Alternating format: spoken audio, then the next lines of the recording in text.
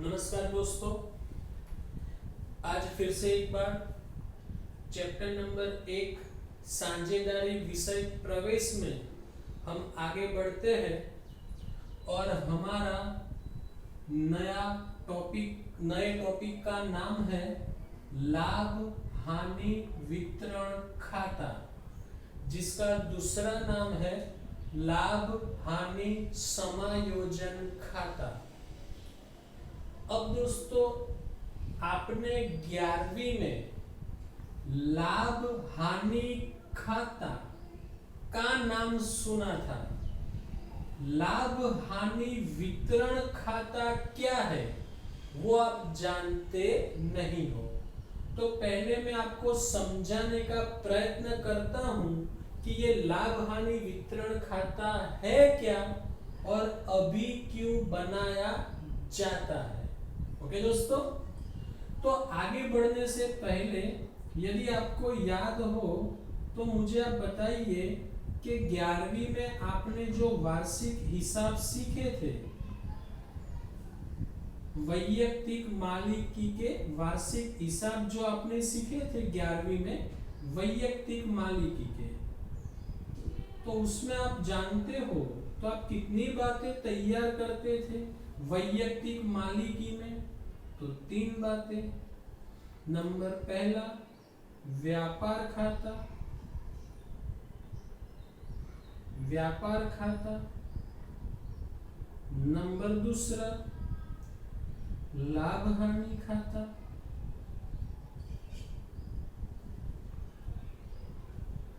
Number तीसरा आर्थिक चिट्ठा या पक्की तलपट,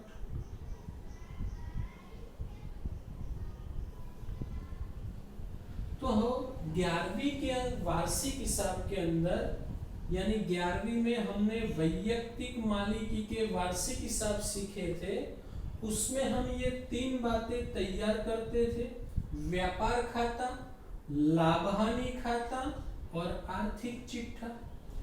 12वीं के अंदर चैप्टर नंबर 2 में, 12वीं में चैप्टर नंबर 2 में, ये तो पहला चैप्टर है, मैं दूसरे चैप्टर की बात कर रहा हूं।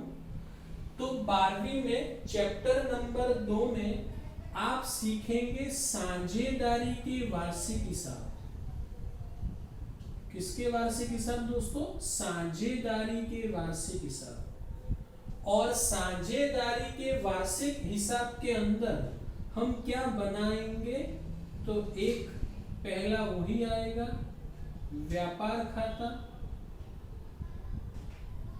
नंबर 2 वही आएगा लाभ हानि खाता,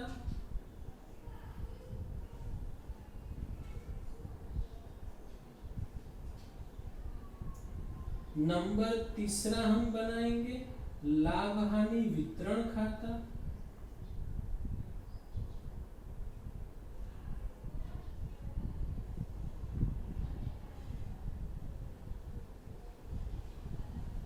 नंबर 4 हम बनाएंगे पूंजी, साझेदारों के पूंजी या चालू खाते, और नंबर 5 में आएगा आर्थिक चिट्ठा।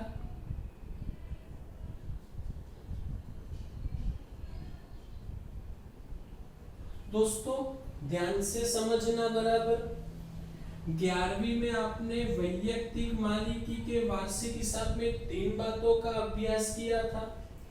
12वीं के अंदर साझेदारी के वार्षिक हिसाब के अंदर हम 5 बातों का अभ्यास करेंगे। उसमें से व्यापार, लाभ हानि और आर्थिक चिट्ठा वो आप 11वीं में सीख कर आए हो। तो यहाँ पे 12वीं में 2 नई बातें जुड़ती हैं। एक तीसरा नाम है लाभ हानि वितरण खाता और चौथा नाम है साझेदारों के पूंजी या चालू खाते।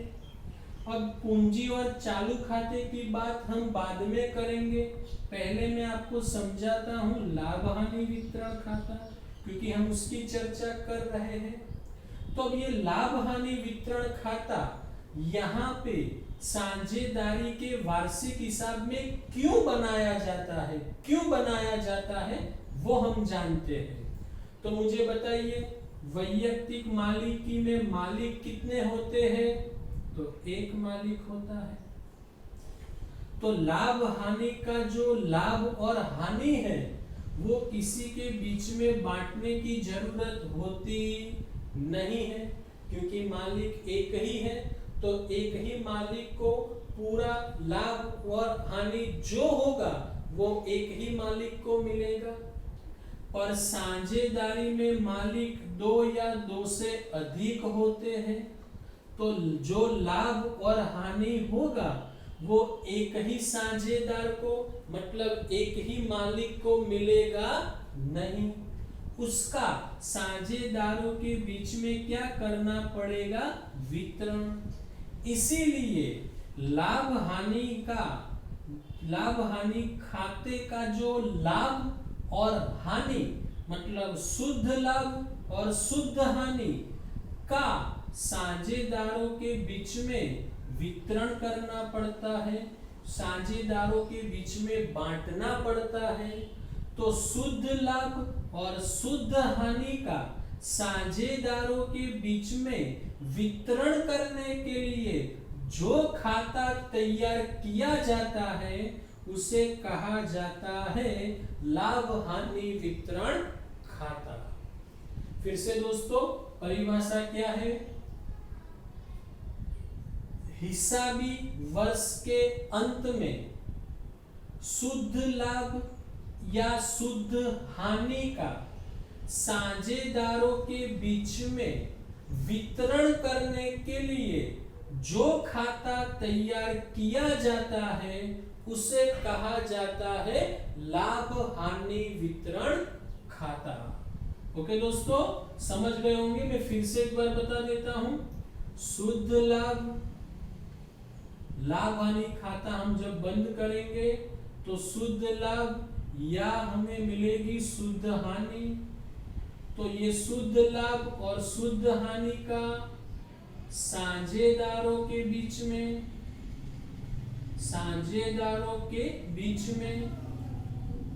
वितरण करने के लिए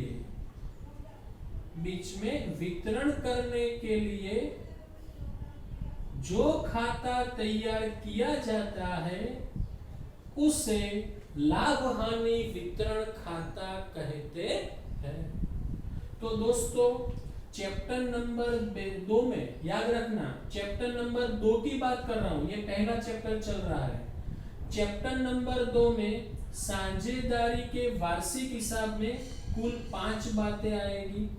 कई बार ये दोनों अलग भी आएंगे तो 6 नमूने हो जाएंगे। तो उसमें से 1, 2 और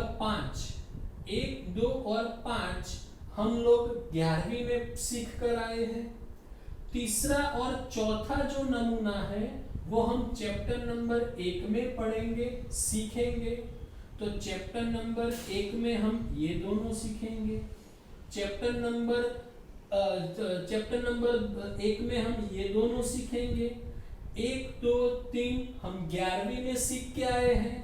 तो चैप्टर नंबर 2 में हमें कोई नई बात सीखनी नहीं है, सिर्फ 11वीं का और चैप्टर नंबर 1 का रिवीजन ही आपको करना है।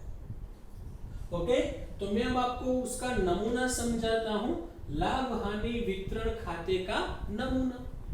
ओके, तो लाभ हानि वितरण खाता दोस्तों साझेदारी के वार्षिक हिसाब के अंदर तीसरे नंबर पे बनाया जाता है। तीसरे नंबर पे तो उसकी शुरुआत दूसरे नंबर के खाते के जवाब से होगी। तो दूसरा खाता है लाभ हानि खाता। लाभ हानि खाते का आंसर क्या मिलता है हमें? शुद्ध लाभ या शुद्ध हानि। तो हमें यदि शुद्ध हानि हो तो लाभ हानि वितरण खाते की उधार साइड लिखना है। शुद्ध हानि कहां से लाए? लाभ हानि खाते में से। इसी तरीके से यदि शुद्ध लाभ हो तो आपको जमा साइड लिखना है। इसे भी हम कहां से लाए हैं? लाभ हानि खाते में से।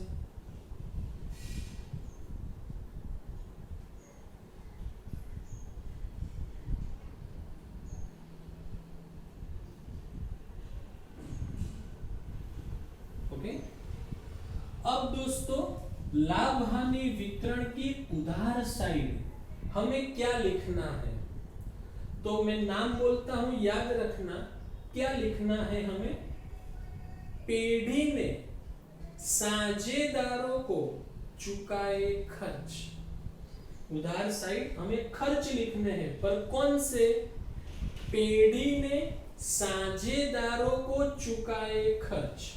मैं लिखता हूं यहां पे, पेढ़ी ने साझेदारों को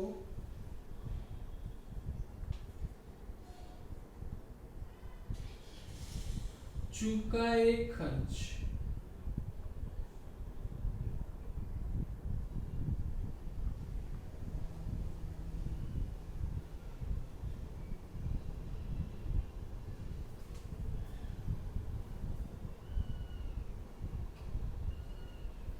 पेढ़ी ने साझेदारों को चुकाए खर्च। हमारी आगे भी बात हो चुकी है दोस्तों। हम कौन है? पेढ़ी। और साझेदार कौन है? मालिक। तो पेढ़ी उसके मालिक को बहुत सारे खर्च चुकाती है। जैसे कि मैं नाम बोलता हूं, याद रखना। पूंजी पर ब्याज, वेतन, कमीशन, बोनस, पारिश्रमिक, लोन पर ब्याज और चालू खाते की जमा शेष पर ब्याज। तो मैंने 6 नाम बताए, मैं नाम लिख रहा हूं यहां पे, याद रखना। पहला है पूंजी पर ब्याज,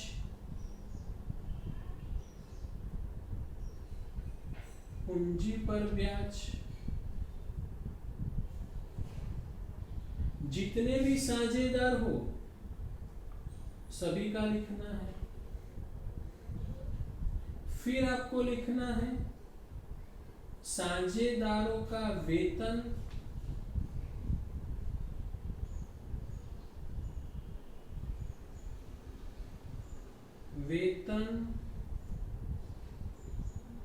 कमीशन, मैं सब साथ में लिख देता हूं ना। कमीशन, बोनस, पारिश्रमिक।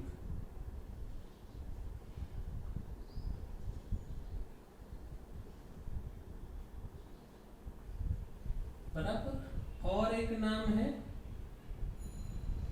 चालू खाते की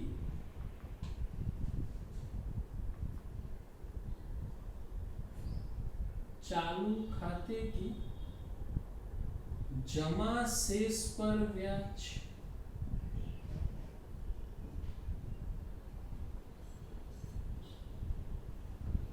जिसके अगर हो, ए और बी दोनों हो तो दोनों।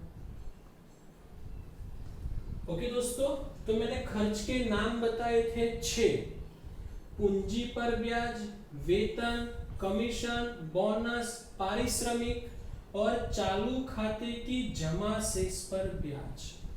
एक और भी खर्च है जो पेढ़ी साझेदारों को चुकाती है, पर उसको यहाँ पे लिखा जाता नहीं है। उसमें कौन सा नाम है? पेढ़ी ने साझेदार के पास से ली लोन पर ब्याज। तो यदि पेढ़ी साझेदारों के पास से लोन लेती है और उस लोन पर जो ब्याज चुकाती है, वो खर्च पेढ़ी ने साझेदार को ही चुकाया है, पर यहाँ इसलिए नहीं लिखा जाता क्योंकि वो दायित्व पर चुकाया खर्च है और उसे लाभ हानि की उधार साइड लिखा जाता है। लाभ हानि की उधार साइड। इसीलिए साझेदार की लोन पर ब्याज उसे लाभ हानि वितरण में लिखा जाता नहीं है। ओके, लाभ हानि वितरण की जमा साइड क्या आएगा? तो पेढ़ी को साझेदारों से मिलती आय बराबर यहां आएगा पेढ़ी को साझेदारों से दारों के पास से मिलती आय।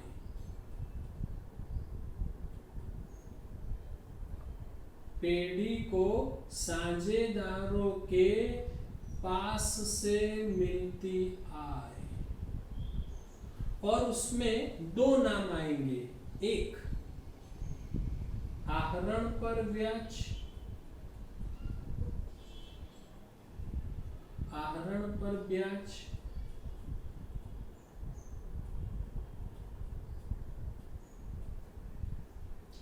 और दूसरा आएगा चालू खाते की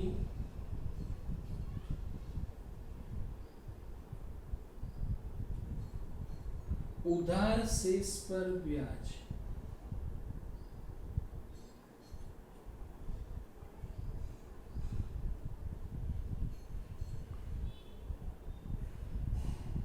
चालू खाते की उधार शेष पर ब्याज। ओके दोस्तों, आगे बढ़ते हैं। फिर हमें लाभ हानि वितरण खाता बंद कर देना है। यदि हम जानते हैं जिस साइड का टोटल अधिक हो वो पहले करना है, तो मानो जमा साइड का टोटल अधिक हो और डिफरेंस उधार साइड बचता है तो इसे कहा जाएगा जमा शेष। और लाभ हानि वितरण की जमा शेष को हम कहेंगे वितरण पात्र लाभ। क्या कहेंगे? वितरण पात्र लाभ। और उसे साझेदारों के बीच में बांट देना है। पर आप जानते हो कई बार पेढ़ी क्या करती है कि उसका जो लाभ होता है उसमें से थोड़ी रकम वो अलग रखती है, बचत करती है, जिसे हम कहते हैं अनामत। तो मानो पेढ़ी ने ऐसा निश्चित किया हो कि वितरण पात्र लाभ का 10% अनामत खाते में ले जाना है, तो वितरण पात्र लाभ में से जो हम रकम अलग रखेंगे, बचत करेंगे, उसकी भी हम एक असर लाभ हानि की उधार साइड लिखेंगे, जिसको हम कहेंगे सामान्य अनामत। पर याद रखना ये खर्च नहीं है। खर्च के मैंने आपको 6 नाम बताए, ये बचत है, ये हमारा खर्च नहीं है। अब जो रकम बचेगी उसे हम कहेंगे वितरण पात्र लाभ, और इस लाभ को, वितरण पात्र लाभ को साझेदारों के बीच में लाभ हानि के अनुपात में बांट देना है। उसी तरीके से यदि उधार साइड का टोटल अधिक हो, डिफरेंस जमा साइड बचेगा, तो उसे हम उधार शेष कहेंगे, और लाभ हानि वितरण की उधार शेष को हम कहेंगे वितरण पात्र हानि, वितरण पात्र हानि कहेंगे, और उसे साझेदारों के बीच में लाभ हानि के अनुपात में बांट देंगे। ओके दोस्तों, तो फिर से एक बार आपको चैप्टर नंबर 2 में साझेदारी के वार्षिक हिसाब सीखने हैं। इसके बाद के चैप्टर में उसमें से 1, 2 और 5 आप 11वीं में सीख कर आए हो, और तीसरा और चौथा आप चैप्टर नंबर 1 में सीखोगे। उसमें से मैंने आपको एक समझा दिया, लाभ हानि वितरण खाता। तो ये नमूना आप 2 बार लिखकर याद कर लेना ताकि सवाल करते समय आपको काम में आए। ओके दोस्तों।